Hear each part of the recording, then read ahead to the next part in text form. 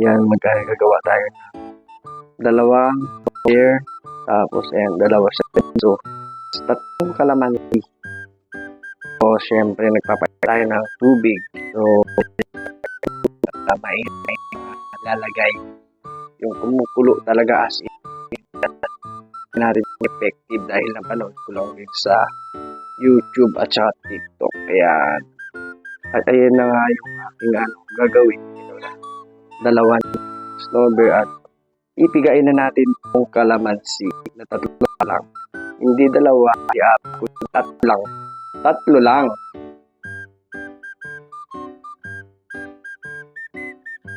So ayan, pipigain na natin itong kalamansi na tatlo sa bawat baso dahil hindi lang naman ako iinom dahil paggagawa ko ng bata dahil organic ito, walang halong chemical. Kaya maganda po sa kalusugan na gumamit na tayo ng organic.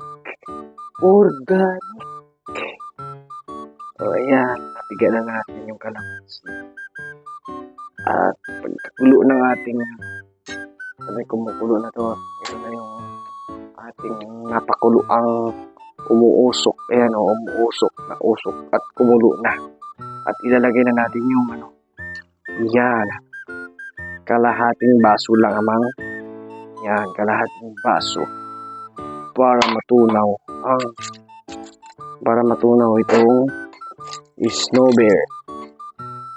Yan, pili na kayo dyan mga kaibigan. Pili na, inom na.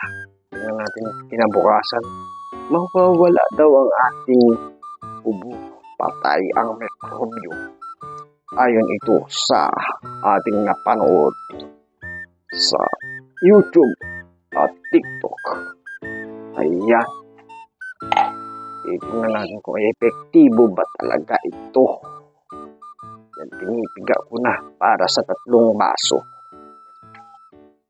Itong kalamansi. 3 baso. Ay, 3 baso din. Tapos 3 din kalamansi. Hindi.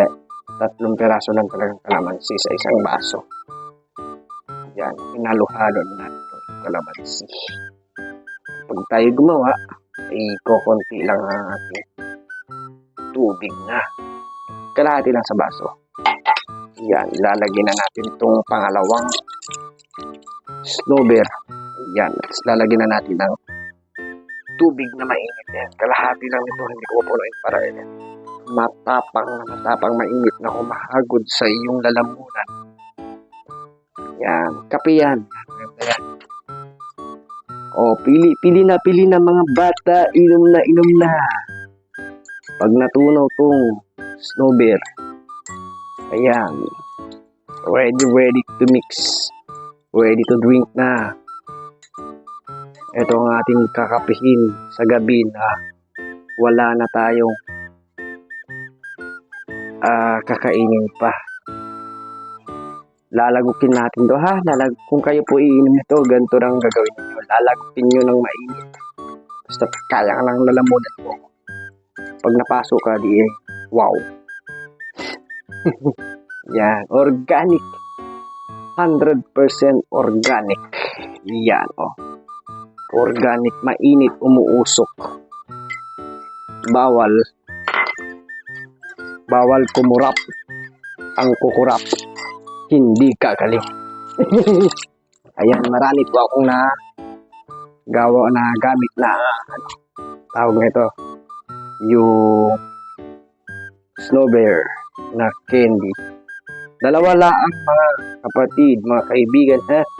Tapos 3 kalamansi sa kalahating basong ng mainit na tubig kumukulo galing sa pagkakakulo. Ayan. At dito po nagtatapos ang aking short video. Konting kaalaman. Thank you.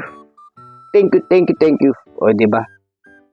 Ayan, dahil tunaw na sa papainom ko na sa asawa ko.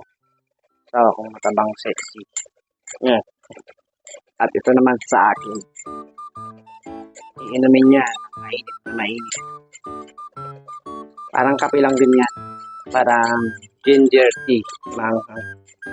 Manghang siya. Mainit sa lalaki. Tsaka may kalamansi.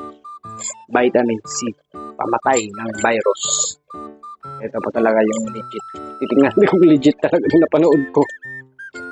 At yung sinabi din sa akin. Wala namang masama kung itatry eh. Hindi naman tayo mamamatay, di ba? O yan, let's go. Dahil natunaw na, iinumin ko na din to.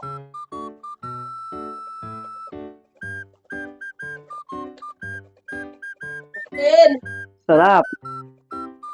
Mainit at malamig sa lalamunan. Kaya, ano pang hinihintay ninyo? Try this at home para organic ang buhay nyo. O diba? O diba? Organic din ang boses ko. Charot.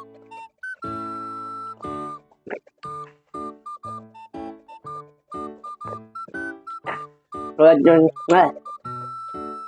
ninyo, tulad ng nakikita ninyo, actual kung iniinom talaga na mainit ito, ha? Para magandang hagod sa lalamunan.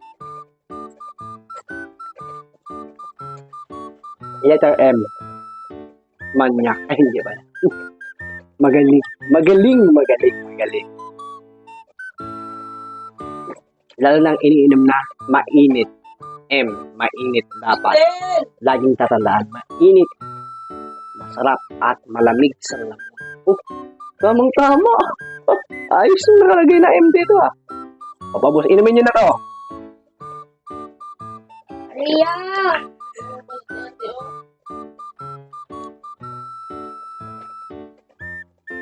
Ito, punte.